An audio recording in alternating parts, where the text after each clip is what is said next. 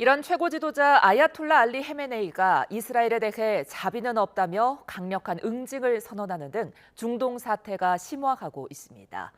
트럼프 미국 대통령은 국가안보회의를 열고 미군의 직접 개입 여부를 논의했는데 어떤 선택을 할지 관심이 집중됩니다. 중동으로 가보겠습니다. 조수연 특파원. 네, 두바이입니다. 네, 이란과 이스라엘의 무력 충돌 엿새째인데요. 현재 상황 전해주시죠. 네, 지금 이곳은 아침 시간인데요. 오늘 새벽에도 양국에서는 미사일 폭발음이 잇따라 들렸습니다. 이스라엘은 예고한 대로 이란 수도 테헤란에 대규모 공습을 단행했고요. 이란 역시 텔라비브 등을 폭격하면서 이스라엘 공격에 극초음속 미사일 파타-1을 동원했다고 밝혔습니다. 양측이 공세 수위를 늦추지 않으면서 테헤란을 빠져나가려는 주민들의 탈출 행렬도 이어지고 있습니다. 앞서 베냐민 네타냐후 이스라엘 총리는 이란 최고 지도자 아야톨라 알리 하메네이에 대한 제거 의지와 함께 이란 정권을 무너뜨리겠다는 뜻을 내비쳤는데요. 은신 중인 하메네이 최고 지도자의 첫 입장도 오늘 나왔습니다.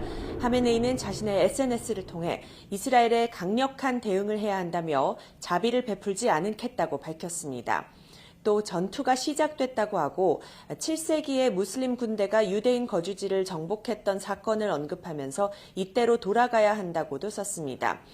일부 이란 반체제 매체에서 하메네이가 지하 벙커에 가족과 함께 은신했다는 보도가 나오기도 했는데 철저히 보호되고 있는 것으로 추정됩니다. 도널드 트럼프 미국 대통령은 하메네이가 어디에 숨어 있는지 정확히 알고 있다며 이란의 무조건 항복을 요구했습니다. 또 미국이 이란 상공을 완전히 통제하고 있다고 강조했습니다. 네, 트럼프 대통령이 이란과 담판을 결정할지 이스라엘 지원을 강화할지 주목되는데요. 어떻게 전망되고 있습니까?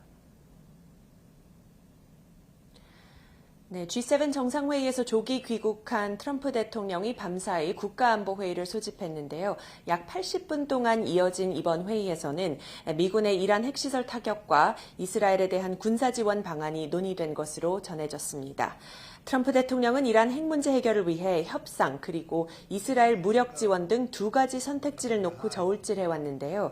CNN은 트럼프 대통령이 외교적 해결에서 미군이 개입해 이란의 핵시설을 공격하는 쪽으로 생각을 바꾸고 있다고 보도했습니다.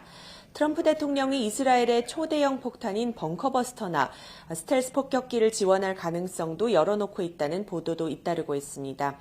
또 미국의 군사 개입에 대비해 이란도 미군 기지를 타격하기 위한 미사일 등 군사 장비를 마련해 놓았다는 얘기도 미 당국자들을 통해 전해지고 있습니다. 이런 가운데 국제원자력기구 IAEA는 이란은 북한과 달리 핵무기 개발 의도가 분명하지 않다며 외교적 해법이 남아있다고도 강조했습니다. G7 정상회의에선 이란의 긴장 완화를 촉구하는 공동성명이 채택된 데 이어 이슬람권 20개국 국가는 공동성명을 통해 이란을 향한 공격을 멈추라고 이스라엘에 촉구했습니다.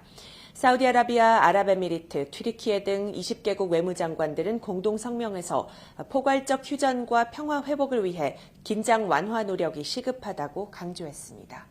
지금까지 두바이에서 YTN 조수연입니다.